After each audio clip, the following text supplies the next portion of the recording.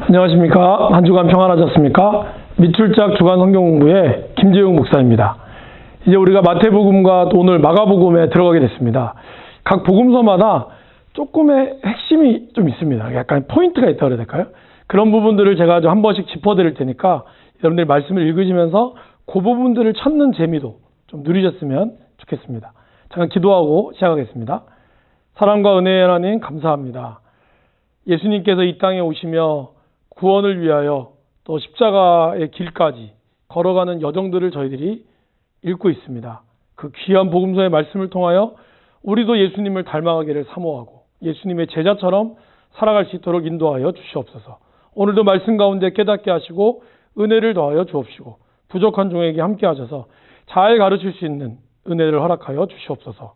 예수님 이름으로 기도합니다. 아멘. 자, 마태복음 14장에서 마가복음 8장까지고요. 오늘은 준비물 다 준비되셨죠? 말씀 보시고 제가 채널에 이 그림을 좀 올려놓을 테니까 여러분 보시면 되겠습니다. 자, 바로 문제로 들어갈까요? 마태복음 14장에 나오는 내용 중에서 틀린 것은 여기 보시면 3번이죠. 밤 3경이 아니라 4경이죠. 4경에 예수께서 바다 위로 걸어오셨다. 이 4경이 제일 어두운 시간을 얘기하는데 나중에 제가 시간에 대해서 한번 말씀드리도록 하겠습니다. 복음서가 좀 계속 겹치다 보니까 저번 주에 말씀드린 대로 겹치는 부분이 있다 보니까 좀 기다리시면 제가 하나하나 알려드리도록 하겠습니다. 2번. 마음에서 나오는 것은 악한 생각과 살인과 간음과 거짓 증언과 비방이니 이런 것들이 사람을 더럽게 한다 그랬습니다. 사람을 더럽게 하는 것이 무엇입니까? 물었을 때 예수님께서 입으로 나와서 뒤로 나가는 거. 혹시 식사 중에 보신 분 죄송합니다. 뒤로 나가는 게 더러운 게 아니야. 우리 몸에 마음 안에 있으면서 바깥으로 나오는 그것이 더 더러운 거라고 예수님은 얘기하셨다는 겁니다. 3번. 시몬 베드로가 이르되 주는 그리스도시요 살아계신 하나님의 아들이시니이다. 이 마태복음이 가장 정확하게 이거를 얘기하고 있죠. 그리고 여러분 이게 몇 장? 16장이죠. 마태복음은 28장, 마가복음은 16장, 누가복음은 24장. 이 각각의 복음서에서 이렇게 우리가 할 수 있거든요. 요한복음은 다르니까요. 그럼 요 가장 핵심되는 포인트가 뭘까요? 바로 이거예요. 그래서 공간복음서의 핵심은 뭘까요? 하나님의 아들. 그죠? 그리스도는 하나님의 아들이시다. 이게 핵심이에요. 그러면 요한복음은 뭘까요, 여러분? 요한복음은 예수님이 하나님이시다예요. 그래서 나는 뭐뭐다. 에고 에임이라고 하는 7개. 나는 선한 목자다. 나는 생명의 빛이다. 나는 생명의 떡이다. 이런 것이 가장 많이 나와요. 그래서 다르죠. 요한복음이랑. 그래서 이 마태복음뿐만 아니라 가장 복음서의 핵심은 뭐다? 주는 그리스도시요 살아계신 하나님의 아들이시다. 이것이 대부분의 복음서에서 약간 가운데 정도에 위치하고 있다는 것이죠. 한번 읽을 때 찾아보세요. 베드로가 여쭈어 이르되 주여 우리가 여기 있는 걸 줬사오니 만일 주께서 원하시면 하나는 주님을 위하여 모세를 위하여 엘리야를 위하여 하리이다. 구약의 대표적인 인물들을 이야기하면서 그들이 환상 가운데 변화산에서 본 모습을 가지고 얘기하는 거죠. 여러분 여기서 그 다음 절이 14절부터가 귀신 들린 아이를 나오는 거거든요. 근데 이게 마태복음에도 있고 마가복음에도 있어요. 근데 마태복음과 마가복음이 좀 달라요. 마태복음은 제자들이 못 쫓아내잖아요. 그러니까 주님 어떻게 쫓아냈습니까? 했을 때 마태복음은 뭘 얘기해요? 믿음 외에는 없다고 그래요. 마가복음은 뭐라고 얘기할까요? 기도 외에는 없다고 그래요. 다르죠? 이런 거를 여러분 찾아보시라고. 복음서마다 약간씩 다른 관점들이 있습니다. 5번. 내 형제가 죄를 범하거든 너와 그 사람과 권면하고 어떻게 해요? 두세 증인의 입으로 말마다 확증하게 하라. 여러분 두세 증인의 입은 어디서 나온 걸까요? 신명기 19장 15절. 그러니까 예수님께서는 사람들이 오해하고 있는 것 중에 하나가 마치 예수님의 배척자가 누구죠? 주로 사두개인들, 이따가 또 나오겠지만 바리새인들, 그리고 또 누구예요? 서기관, 율법사 이런 사람들. 그러니까 그 당시에 율법의 대가라고 하는 나름대로 율법과 구전은 어쨌든 이런 구약의 말씀들을 따랐던 사람들과 예수님이 항상 대척점에 있었어요. 그러니까 마치 예수님이 뭐 자유주의자다. 그래서 율법을 어기고 막 그걸 뛰어넘는다. 그렇게 하는지 모르지만요. 예수님은 절대로 그런 분이 아니셨습니다. 예수님은 오히려 뭐라 그랬죠? 나는 율법의 완성자야. 그러니까 예수님이 오므로 율법이 완성된 거지. 예수님이 이들의 말을 다 무시한 게 아니고 오히려 이들이 율법을 이용해서, 그죠? 율법을 순종하는 것이 아니라 율법을 이용해서 자기들에게 이롭도록 만들었다는 거죠. 예수님은 그거를 대척하신 거죠. 배척하신 거죠. 그것이 되게 중요한 겁니다. 그죠? 그러니까 저와 여러분들이 말씀대로 순종해야 돼요. 예수 믿고 성령 받았으니까 뭐 나는 뭐 천하무적이다. 뭐 주사 안 맞아도 되고 그다음에 말 안 들어도 되고 내가 코로나 때도 나는 뭐 모이는데 집합금지 어겨도 된다. 이런 말도 안 되는 소리들을 하고 있는 사람들이 있는 거예요. 여러분, 예수님이 누구보다 율법을 잘 지켰고요. 예수님은 누구보다 법에 대해서 충실하셨습니다. 근데 감히 우리가 뭔데 그 법을 함부로 어기고 마치 자기가 신인 것처럼 얘기합니까? 굉장히 위험한 발상이라는 거죠. 우리가 그걸 잘 기억하셨으면 좋겠습니다. 다시 너희에게 말하노니 낙타가 바늘귀로 들어가는 것이 부자가 하나님 나라에 들어가는 것보다 쉽다. 그만큼 들어가기 어렵다는 거죠. 그래서 제자들이 그러잖아요. 야, 그러면 누가 도대체 구원을 얻을 수 있습니까? 그때 예수님의 대답. 사람으로는 할 수 없으나 하나님으로는 할 수 있다.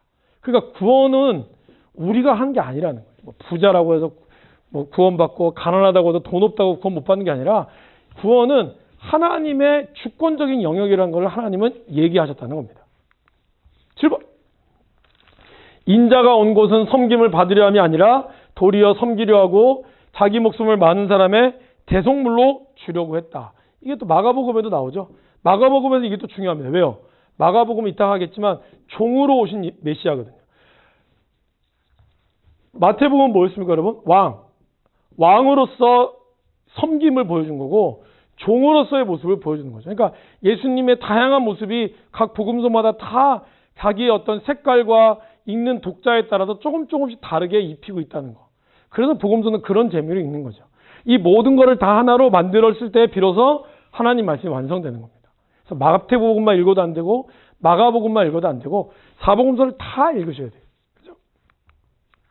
8번. 마태복음 21장에 나오지 않는 내용은 3번이죠. 맹인 두 사람은 어디에 나와요? 20장에 나옵니다. 이런 문제는 여러분 다 한 번씩 읽어보라고 낸 거니까 왜 이렇게 문제가 왜 이래? 기분 나빠하지 마시고 기쁨으로 감당하시길 바랍니다. 9번. 마태복음 22장에 등장하지 않는 사람은 누굴까요, 여러분? 세리. 거기 보면 바리새인이 나오죠. 바리새인은 뭐 때문에 예수님과 이렇게 논쟁을 하고 있죠? 22장에 보시면은 가이사에게 세금 바치는 거. 사두개인은 뭐예요? 부활. 그러니까 자기네들이 가지고 있는 그런 사상과 전통을 가지고 예수님에게 율법을 들이대는 거예요. 실제로. 율법사는 뭐예요? 가장 큰 계명이 뭡니까? 그래서 여러분 잘 아시는 하나님을 사랑하고 내 이웃을 내 몸같이 사랑하라. 그걸 얘기하는 거죠. 세리는 여긴 나오지 않죠. 10번. 화 있을진저 외식한 서기관들과 바리새인들이여 너희가 뭐예요? 박하와 회양과 근체의 11조. 이거는 원래 약재로 쓰이는 거거든요. 근데 이 굉장히 수입이 얼마 안 돼요. 근데 이거는 엄청 꼼꼼하게 11조. 예를 들면 10원 벌었으면 1원을 왜 안 냈어? 이 율법을 범한 나쁜 놈아. 이렇게 해서 막 벌을 주면서 진짜 중요한 율법이 가장 추구하고자 하는 건 뭐예요? 정의와 긍휼과 믿음은 없다는 거예요.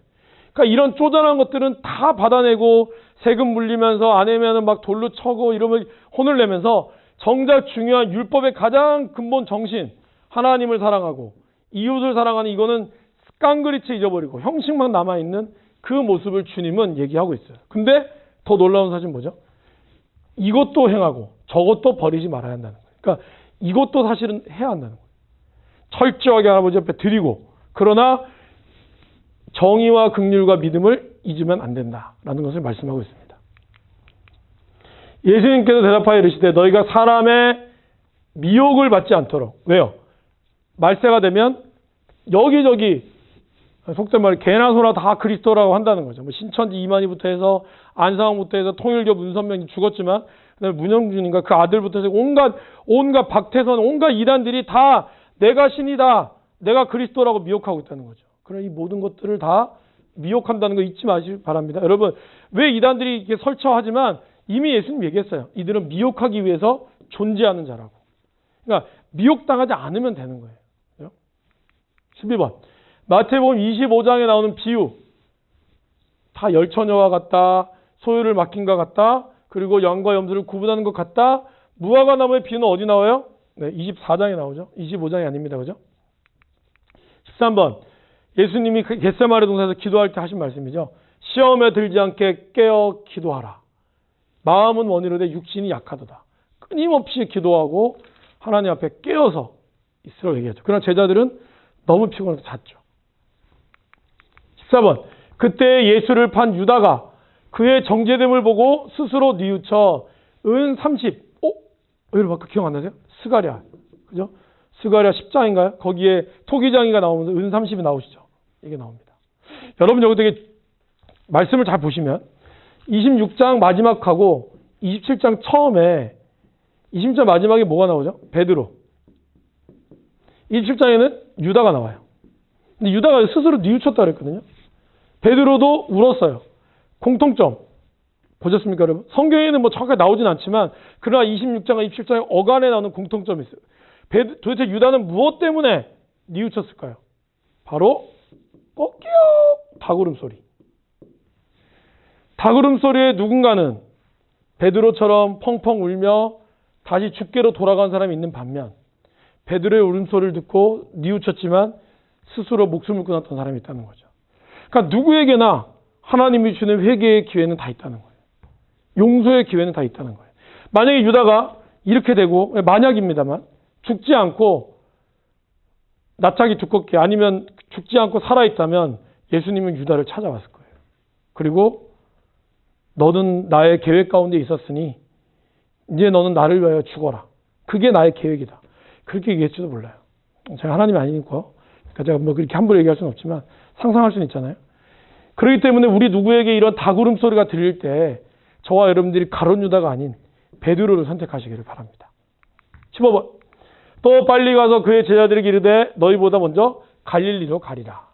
갈릴리는 사실은 이방의 구원의 시작이거든요. 갈릴리는 예루살렘에서 변방이지만 다른 말로 얘기하면 시작점이 될 수 있는 거예요. 그러니까 예수님은 그 시작점에서 그리고 그들이 처음으로 만났던 그곳에서 하나님의 사랑을 기억하고 다시 거기서 시작하라 라고 얘기하고 있다는 것이죠.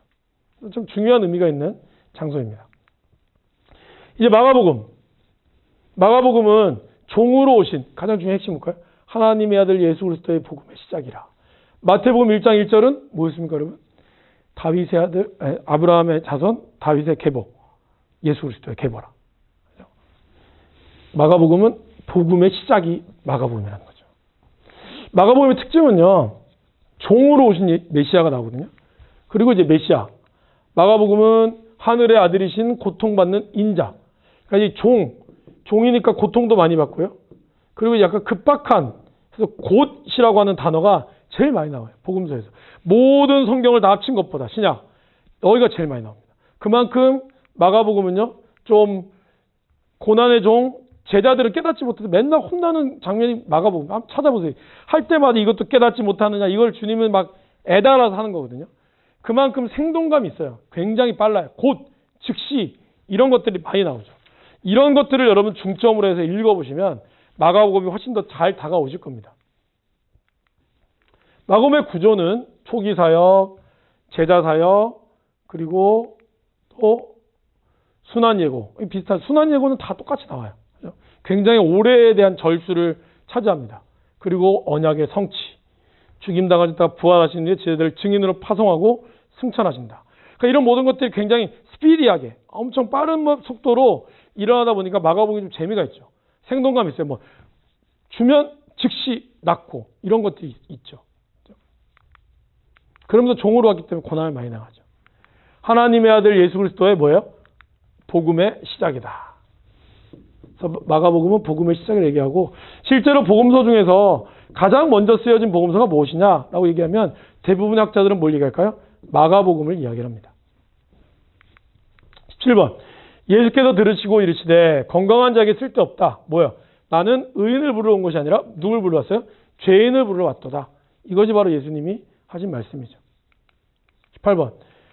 이에 12를 세우셨으니 자기와 함께 있게 하시고 또 보내사 전도도 하며 귀신을 내쫓는 권능도 가지게 하십니다. 그러니까 예수님이 제자 파송할 때 70명의 제자, 12사도, 그죠? 그러니까 뭐 500여 형제의 무리들, 70명의 제자, 누가복음에 나오잖아요. 제자들 70명.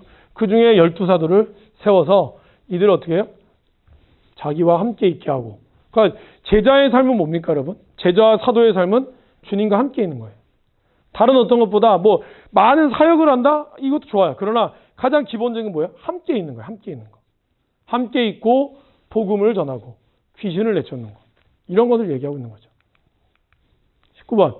아이의 손을 잡고 이르시되 달리다굼. 이 마가복음은요. 주 독자층이 헬라인입니다. 이방인 헬라인을 위해서 복음이 급박하다 이걸 빨리 알려주기 위한 거였거든요. 그러다 보니까 달리다굼이니 뭐 고르바니 이런 단어들이 많이 나와요. 아람어들이.